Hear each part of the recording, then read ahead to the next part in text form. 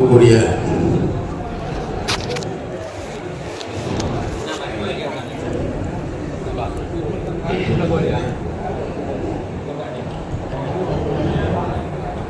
உலமா பெருமக்களே, அல்லாஹ் சுப்ஹானஹு வ தஆலா சிறப்பான ஒரு அந்தஸ்தை நம்மவர்களுக்கு கொடுத்திருக்கின்றான். நம்மவர்களில் அநேகமானவர்கள் பலதரப்பட்ட சாதனைகளை, தீனுடைய உயர்ந்த ஹிதமத்துக்களை அவர்கள் நீங்கள் செய்து கொண்டிருக்கின்றீர்கள். ஒரு சகோதரர் சொன்னார்கள், எங்களுடைய மஹல்லாவில் நான் பைத்துல் மால் ஆரம்பித்திருக்கின்றேன். மக்தபிலே முயற்சி எடுத்து 22 மாணவர்கள் நான் அனுப்பி வைத்திருக்கின்றேன் ஓதுவதற்காக. அதே போன்று நிஸ்வான் ஆரம்பித்திருக்கின்றேன். இன்னும் ஒவ்வொருவரையும் நான் பார்க்கின்றேன். நம்முடைய மூத்த மாசர் சொல்வார்கள், ஒவ்வொரு மாணவரும் ஒரு கலைக்கூடம், ஒரு தனி மனிதர் அல்ல. அல்லாஹு தாலா அப்படித்தான் வைத்திருக்கிறான். ஒரு கல்பாக்கத்தை எடுத்துக்கொண்டால் நம்ம அப்துல் ரஸாக் அவருடைய முத்தபி, அவருக்கு பின் கீழே இருக்கக்கூடிய அப்துல் ஜலீல் செலுத்துவதெல்லாம் அங்கே பெரிய ஒரு மாற்றம். பலவர்காடு அதை எடுத்துக்கிட்டீங்கன்னா அல்ஹம்துலில்லாஹ் மதரசா, பெரிய பள்ளி, பெரிய ஜல்சா, ஆச்சரியப்படுற அளவுக்கு அவங்க நடத்தி கொண்டிருக்காங்க. அப்புறம் நம்ம யூசுப் ஜி ஹசரத் அவங்க எழுதி வடகர ஜமீல் ஆபாத். அதனால் அந்த ஊரில் போகும்போது ஒரு பெரிய பள்ளியாசம் இத்தனை சோறு அது இருந்துச்சு, பழைய பள்ளி. ஆனால் இன்னைக்கு அல்ஹம்துலில்லாஹ் பெரும் மாற்றங்கள். இப்படி பல ஒவ்வொரு ஊர்லேயும் ஒவ்வொரு ஊராக நாம் சொல்லிக்கொண்டே செல்லலாம். ஒரு மதரசாவுடைய மக்சது, அதிலிருந்து ஃபாரிகாகக்கூடிய மாணவர்கள் அவர்களுடைய செயலாற்றலை கொண்டுதான் அந்த மதரசாவுடைய வலுவு இருக்கின்றது. தேவபந்த் என்றால் அங்கிருந்து வெளியான உலமா பெருமக்கள், பெரும்பெரும் முஃப்திகள், பெரும்பெரும் ஆலிம்கள், மார்க்கத்திற்காக அவர்கள் செய்த சேவைதான் அந்த ஒரு கிராமம், அதனுடைய பேர் உலகமெல்லாம் பரவிவிட்டது. அதே போலதான் அல்ஹம்துலில்லாஹ் இன்றைக்கு யாரும் மறுக்க முடியாது. நம்முடைய மாணவ சகோதரருடைய சேவைகளை பல பேர்கள் அவருடைய பணிகளை சொல்ல ஆசைப்பட்டார்கள். ஆனால் இங்கு நேரம் அதற்கு இடம் கொடுக்கவில்லை. அதனால் எல்லோரையும் சொல்ல வைக்க முடியவில்லை.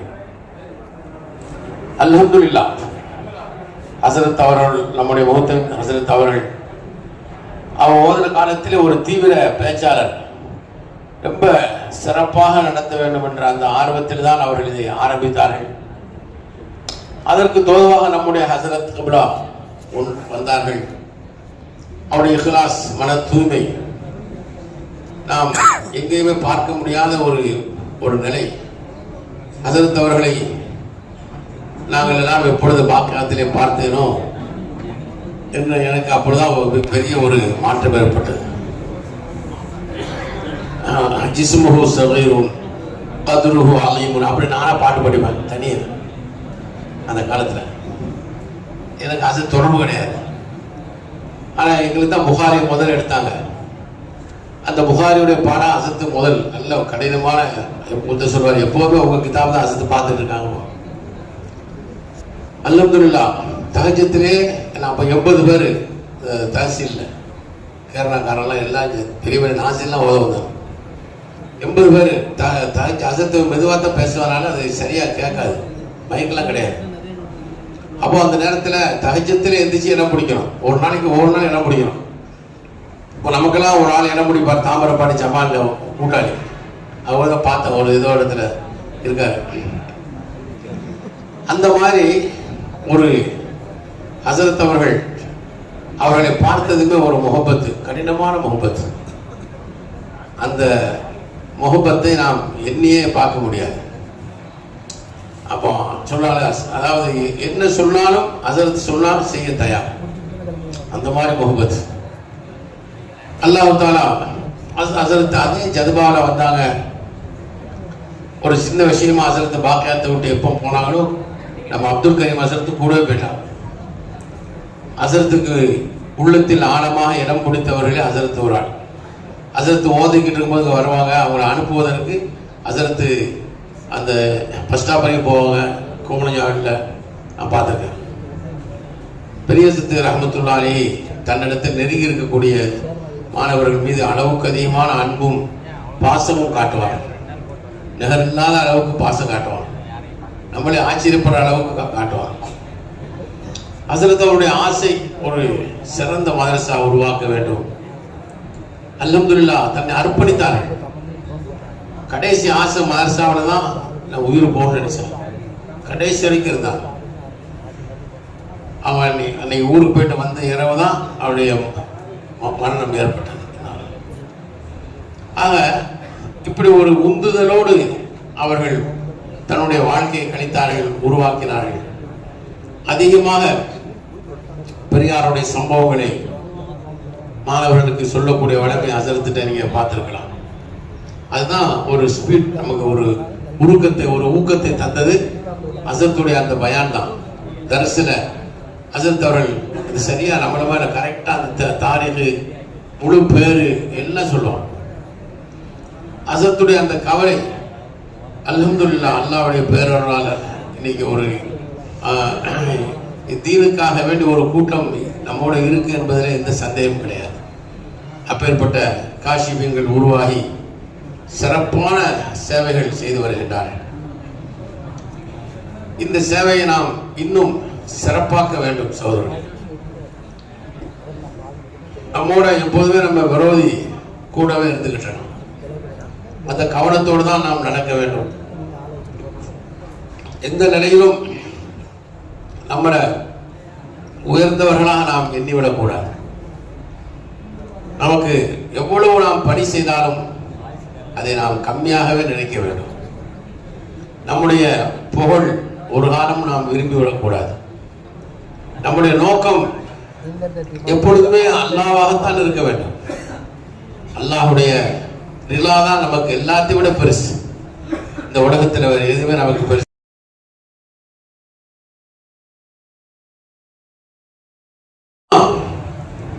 அதாவது நம்மளை பார்க்கிறவங்க நம்முடைய வாழ்க்கையில ஒட்டு மொத்தம் இதை பார்த்து இவங்க இந்த ஆலிம் இந்த உலகத்துடைய நோக்கத்துக்காக செயல்படலை என்று நமது வாழ்க்கையை உணர்த்த வேண்டும். அப்படி ஒரு எண்ணம் ஏற்படக்கூடிய வாழ்க்கையாக நமது வாழ்க்கையை நம்ம அமைக்கணும். அதுதான் முக்கியமானது. அபுல் ஹசன் அலி நதீ ரஹ்மத்துல்லாஹி அலைஹி சொல்றாங்க, உலமாக்கள் தங்களுடைய வாழ்க்கையை ஒரு முன்மாதிரியான வாழ்க்கையாக அமையுங்கள். எல்லாத்திலும் ஒரு முன்மாதிரியான வாழ்க்கையை நாம் அமைக்கின்ற பொழுது அல்லாஹ்வுடைய உதவி விதவிதமாக வரும் என்பதில் சந்தேகம் கிடையாது. ஆகவே நம்முடைய எல்லா செயல்கள் மீதும் நாம் கவனம் செலுத்தக்கூடியவர்களாக ஒட்டுமொத்தத்தில் நம்முடைய அமல்கள் அல்லாஹ்வுடைய ரிலாவை நோக்கி செல்லக்கூடியதாக நாம் இருந்தால் நாம் இந்த சமுதாயத்தின் ஒரு அடையாள சின்னங்களாக இருக்கின்றோம். நம்முடைய செயல்பாட்டை மக்கள் கவனிப்பார்கள். ஒரு ஆள் இருந்தார், அப்துல் அசீஸ் பாயிண்ட் ஹஸரத் செருப்பை எடுக்கிறாங்களே அதுக்கே நம்முடைய எல்லாமே ஒழிய முடியாது அப்படிப்பாரு. ஒரு அவாம் தான், அவர் வியாபாரி. ஆனால் அவ்வளோ அக்கீதான் அந்த செயல்பாடு, ஹஸரத்துடைய அந்த செயல்பாடு அப்பேற்பட்ட ஒரு அக்கீதாவை ஏற்படுத்தி விட்டது. அப்போ உண்மையிலே நம்முடைய செயல்பாடுகள் ஹஸரத் தொழுகையில் எப்படி இருப்பாங்க, நாம் எல்லாம் அதை இன்ஷா அல்லாஹ் கடைபிடிக்க வேண்டும். முன்னாடி முதல் மனிதராக இருப்பார், கடைசியில் தான் எழுந்து போவாங்க. மஸ்புக்காக வந்தா கூட அதை சொல்லுவாங்க, என்ன மோடிசா உங்க மாணவர்கள் முன்னால தொழுவாங்க, நீங்க பின்னால் வச்சு சொல்லுவீங்களா அப்படி பார்த்துக்க. மஸ்புக்கானா கூட அதத்தை விடவே மாட்டாங்க. எல்லாம் எப்படிதான் கவனிப்பாங்கன்னு சொல்ல முடியாது. அல்லாஹ் தஆலா அபரிவிதமான மூளையை கொடுத்துருந்தான். ஒரு ஆள் ஒரு யாரோ 2 பேரும் வந்துட்டா அந்த ஆள் வந்தார், யார் மோடிசா அவர் அப்படி கேட்பாங்க, இந்த கட்சி போயிட்டுருந்தாரு யாரும் அப்படி கூர்ந்து கவனிப்பான். அது தொழுகையில எவ்வளவு ஒரு பேணிக்கையோடு இருந்தாரு. ஊரில் இருந்தாலும் சரி, எங்க இருந்தாலும் சரி, ரமலானில் சில வார்த்தைகள் கூட ஹஸரத் பேச மாட்டாங்க. அந்த குறிப்பிட்ட நேரத்துக்கு பின்னால்தான் பேசலாம். இது ஒன்று இரண்டு அல்ல, இப்படி ஒவ்வொன்றிலுமே ஹசரத்துடைய அந்த செயல்பாடு தான் அவர்களுக்கு அந்த ஒரு பெரிய மகாமை கொடுத்தது. அதனால் நம்முடைய ஒட்டுமொத்தமான செயல் எதுவாக இருந்தாலும் நம்ம ஒரு முன்மாதிரியான வாழ்க்கையாக நமது வாழ்க்கையை அமைப்பதற்கு நாம் முயற்சி எடுத்துக்கொண்டு இருக்க வேண்டும். இன்ஷா அல்லாஹ் நம்ம ஒரு சீரிய பாதையில் நம்ம போனால் நம்மின் மூலமாக இன்ஷா அல்லாஹ் மிகப்பெரிய மாற்றங்கள் ஏற்படும். உலகத்தார்கள் எல்லாம் இந்த உலகத்தை பெருசாக எண்ணுகின்றார்கள். ஆனால் கடைசியில் பார்த்தா ஒன்றும் பெரிய அளவுக்கு கை கொடுக்கறது. இன்னைக்கு நீங்க பார்ப்பீர்கள், ஆனால் எவ்வளவு உலகம் விரிந்திருக்கின்றதோ அந்த அளவு கவலைகளும் துக்கங்களும் நோய்களும் நொடிகளும் இருந்திருக்கின்றன. காரணம் என்ன? ஹலாலான சம்பாத்தியம் கிடையாது. ஹலாலான சம்பாத்தியம் நம்ம நினைக்கிறோம், ஏன்டா இந்த நோய் எனக்கு வந்தது சொல்றோம், ஏன் இந்த மாதிரி ஆச்சு, இவ்வளோ ஒரு குடும்பத்திலையும் நம்மளே ஆச்சரியப்படும், ஏன் இப்படி ஆச்சு, ஏன் இப்படி ஆச்சுது. ஒரு ஆள் துல்ஃபிகாரம் மூலம் எழுதுறாங்க, ஒருத்தருக்கு அவர் குடும்பத்தில் சோதனை வந்துக்கிட்டே இருந்துச்சு. பெரிய ஒரு முத்தவழியாக இருந்திருக்காரு. அவர் வீட்டில் பல சோதனைகள். ஒரு நாள் பையன் கேட்டான், அது விரிவாக எழுதுறாங்க, எனக்கு இப்போ ஞாபகம் இல்லை, அது சொன்னாங்க. அந்த பையன், அக்கா நமக்கு ஏன் இப்படி இவ்வளோ சோதனை வருது? அவர் சொன்னாராம், நம்ம யாருக்காவது நம்மளை அறியாமலே அநீதம் செஞ்சிருப்போம்ப்பா, அதோடைய பெரிதவன் தான் அப்படி. நேற்று ஒரு தப்சீல ஒரு சம்பவம் படித்தேன். ஒரு ஆள், ஒரு அப்பாவி மனுஷன் மீன் பிடிச்சி வச்சுருந்தானா. அப்போ ஒரு ஆள் போனவர், ஒரு நல்ல இதான ஆள், ஒரு துடிப்பான ஆள். அவன் நினைச்சிட்டு அந்த அவனை போடான மீனை கேட்டான், தரமாட்டான், போடான பிடிக்கிட்டான் மீனை. நல்ல மீன், ரொம்ப ருசியான மீன், அழகாக ஆக்கி சாப்பிட்ருக்கான். மீனை சாப்பிடும்போது எதிர்பாராம கையை கடிச்சிட்டான்.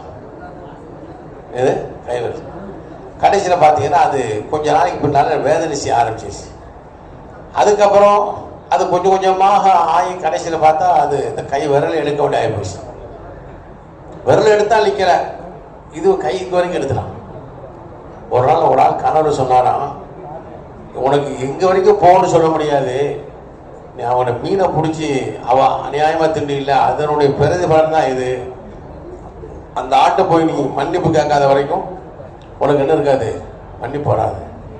அப்போ தான் உடனே உடனே ஓடி போய் அவர்கிட்ட மன்னிப்பு கேட்டு அதுக்கப்புறம் அல்ஹம்துலில்லாஹ் அந்த நோய் சுகமாச்சு.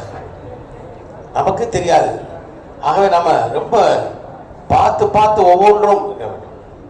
இலியாஸ் மௌலானா சொன்னாங்க, ஒரு மனிதனுடைய இல்மும் தன் குறையை பார்ப்பதன் பக்கம் அவனை தூண்ட வேண்டும், அதுதான் இல்மு. ஒரு மனிதனுடைய இல்மும் பிறருடைய குறையை பார்க்க தூண்டனா அது தக்கப்புர், அவனை உருவ ஏற்படுத்துது. அதனால தான் சொல்றாங்க, அவருடைய கடைசி காலத்தில் எப்போ இந்த வேலை பரவிச்சு ரொம்ப தன்னை பற்றி கவலைப்படுவாங்க, அளவுக்கு அதிகமாக. 3 நாள் ஜமாத்தில் போயிட்டா கூட உடனே போய் அப்போ பெரியார் அவங்க அப்துல் பேர் அவன் அந்த பெரியார்கிட்ட போய் 3 நாள் உட்காந்துட்டு தான் வருவாங்களாம். ஏன்னு கேட்டால் எனக்கு இந்த கதுராத்து பொதுமக்களோட போய் ஒரு விதமான கதுராத்து உள்ளத்தில் ஏற்பட்டுருச்சு, அதை நீக்கணுமா. அப்போ எந்த அளவு அவர்கள் தன்னுடைய நிலைகள் மீது கவனம் செலுத்தியிருக்கின்றார்கள்.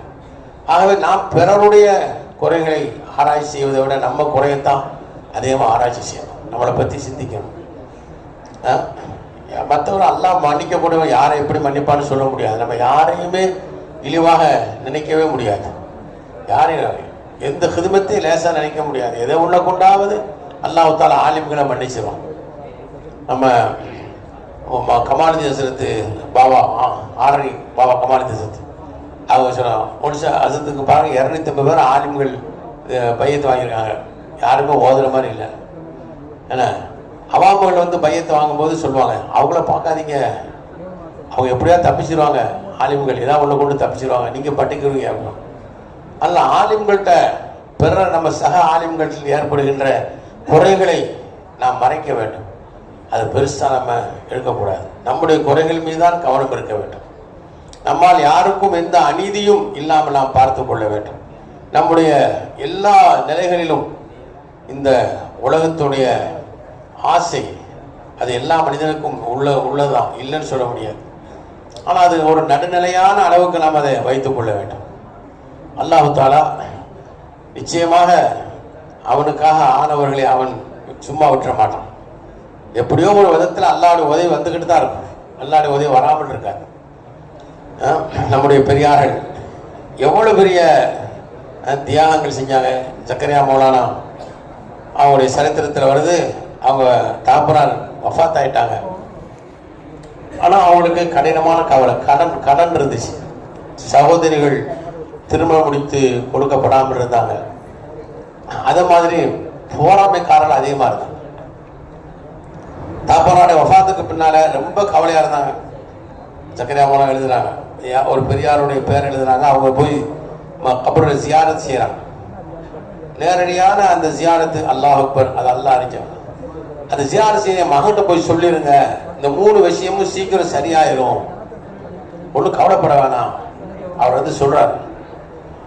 ஆனால் சாதாரணமான ஒரு சின்ன ஒரு சம்பளத்தில் தான் இருக்குங்கிற பொழுதுதான் அவங்க அதற்கு 2 தானே எனக்கு பெரிய சோதனை வந்தது.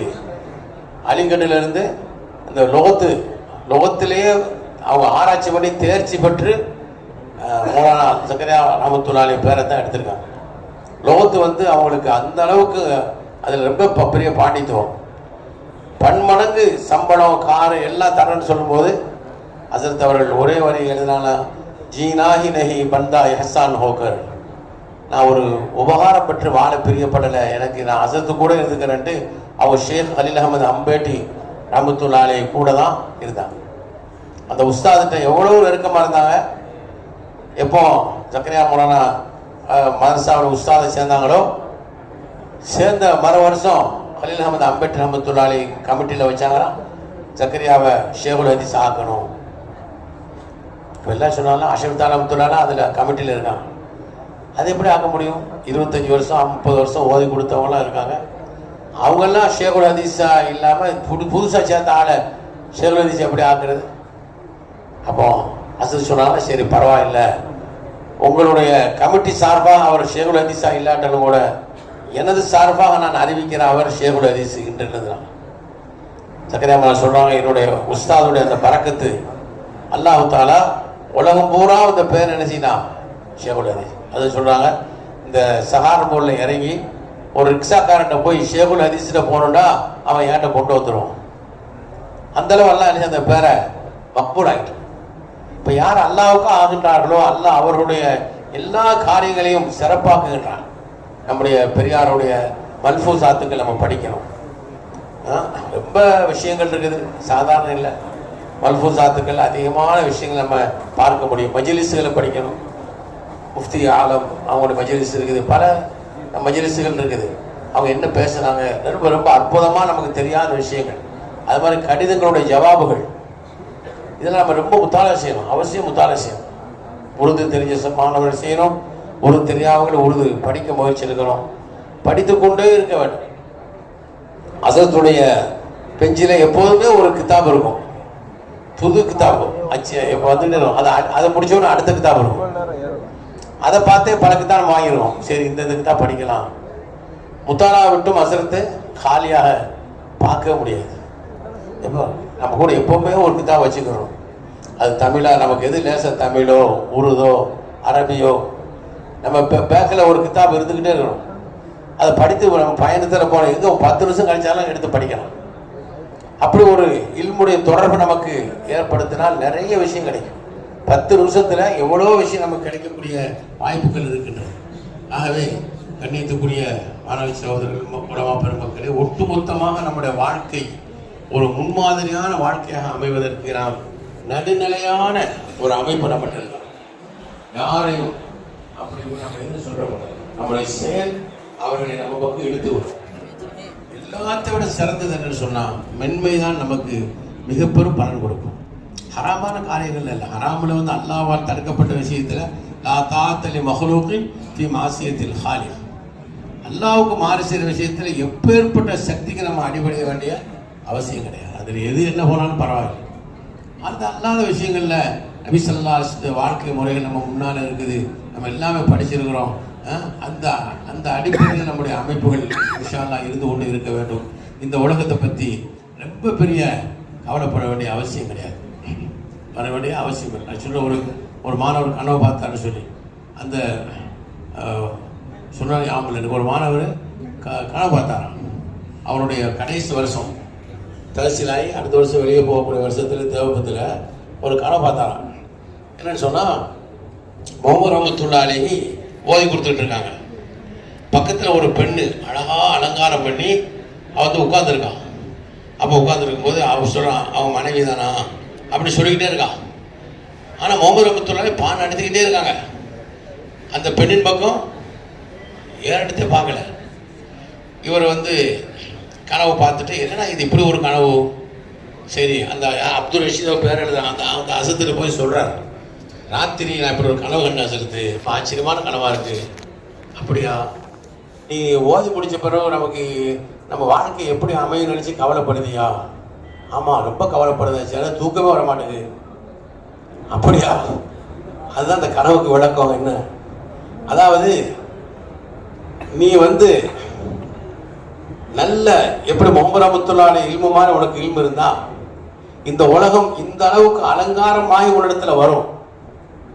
ஆனால் நீ அதன் பக்கம் என்ன செய்ய மாட்ட, கவனம் செலுத்தக்கூடாது. அப்போதான் நீ வெற்றி அடைய முடியும் என்பது அந்த கனவுடைய விளக்கம். அதனால் உனக்கு கவலைப்படாத, நீ உலகத்தின் பக்கம் திரும்பிடாத, உன் வேலையில் ஈடுபடு, இன்ஷா அல்லாஹ் அல்லாஹ் உனக்கு வெற்றி தருவான்னு அந்த ஹஸரத் அவனுக்கு முழுமையான முறையில் விளக்கம் சொன்னதாக தேவபந்துடைய கிதாபில் இருக்கு. இப்போ அந்தளவு நம்ம முழு ஈடுபாடோடு இருக்க வேண்டும். முழு ஈடுபாடோடு நம்மளை ஈடுபடுத்தினா இன்ஷா அல்லாஹ் அல்லாஹ் தஆலா தரணும். துஆவும் அதிகமாக செய்யணும், ஈடுபாடு நமக்கு அல்லாஹ் பக்கம் முழு தவஜ்ஜுஹோடு இருக்கணும். இன்ஷா அல்லாஹ் எல்லாருக்காகவும் நீங்கள் துஆ செய்யுங்க. மார்சாவுக்காக, உஸ்தாத்மார்களுக்காக, நம்முடைய சமுதாயத்துக்காக நிறைய பணிகள் செய்ய வேண்டிய பாக்கியாக இருக்குது, நிறைய இருக்குது. நினைத்து பார்த்தா உள்ளமெல்லாம் வெடிக்கிற அளவுக்கு இன்னைக்கு சமுதாயத்துடைய நிலை எப்படி இருக்குது ஒன்றுமே சொல்ல தெரியல.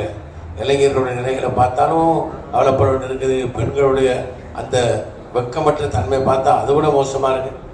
இருந்தாலும் தீனுடைய வேலைகள் நடந்து கொண்டு இருக்கின்றது. இந்தியை விட அளவுக்கு அதிகமாக அதில் மார்க்கத்தின் பக்கம் வரக்கூடிய மக்கள் வந்து கொண்டு தான் இருக்கின்றனர். ஆகவே அல்ஹம்துலில்லாஹ் ஒரு நேரத்தை ஒதுக்கி நாம் வந்தோம், எல்லாம் பார்த்தோம், எல்லாம் கேட்டோம். இன்ஷா அல்லாஹ் ஒரு உறுதியோடு நாம் போகணும். யா அல்லாஹ் என் வாழ்க்கையை ஒரு முன்மாதிரியான வாழ்க்கையை ஆக்குவாயாக, தீனுடைய எல்லா சோபாக்களிலும் பரிபூர்ணப்பட்ட நிலையில் எங்களை ஆக்குவாயாக என்று அடிக்கடி துவா செய்ய. பெரிய உலமாக்களை போன்ற வாழ்க்கைகளை தான் என்று துவா கேளுங்க, அல்லாஹ் தஆலா கபூல் செய்வான். முக்கியமாக இந்த கிதாபுகள், பெரியாருடைய கிதாபுகளை ஏதோ ஒரு கிதாபை தொடர்ந்து படித்து கொண்டே வாருங்கள். குறிப்பாக பெரியார்களோடு இருங்க, அல்லது அவங்களுடைய கிதாபுகளை படித்து கொண்டிருங்க. அப்படி அதை நிஷாலாவை கடைப்பிடிப்போமாக. அல்லாஹ் தஆலா நம்முடைய கல்புல இருக்கக்கூடிய ஜதுபாவை கொண்டு தான் நம்மகிட்ட வேலை வாங்குறான், வேற எது கொண்டு அல்ல, நம்முடைய திறமையை கொண்டு அல்ல. நம்ம நினைக்கிற சில பேர் திறமை இல்லைன்னு நினைக்கிறான், அல்ல அவன் உள்ளத்தில் இருக்க ஜதுபா வச்சு என்ன செஞ்சிடறான், வேலை வாங்கி. சில ரொம்ப திறமையாக போகிறாங்க, அந்த ஒரு விதமான கஃபலத்தினால நல்லா வேலை வாங்காம விட்டுறான். அங்கே ஒரு சின்ன விஷயம் தான், கொஞ்சம் நம்ம கல்வியின் பக்கம் நம்மளே பார்த்து அதோடு பேசி சரிப்படுத்திட்டா அவ்வளோதான், வெற்றி அடையக்கூடிய வாய்ப்பு இருக்கின்றது. அடுத்த இன்ஷா அல்லாஹ் நம்முடைய ஹஸரத் அவர்கள் சில விஷயம் சொல்லுவாங்க, அத்தோட துஆ ஓதி முடிக்கப்பட்டு விடும். அடுத்து ஏழாம் மகரிப்